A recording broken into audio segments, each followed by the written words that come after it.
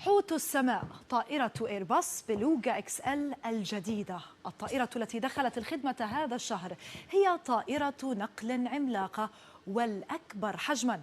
الطائرة من طراز إيرباص A300-600 ST بدأ العمل في تصنيعها عام 2014، وأول تحليق تجريبي كان في يوليو 2018. يبلغ قطر هيكل الطائرة الضخم حوالي 8.8 مترا، بينما يصل الارتفاع إلى 18.9 أمتار. أما الطول فيبلغ حوالي 63 مترا، وهو ما يعادل طول حوتين أزرقين. يصل امتداد الجناحين إلى حوالي 60 مترا.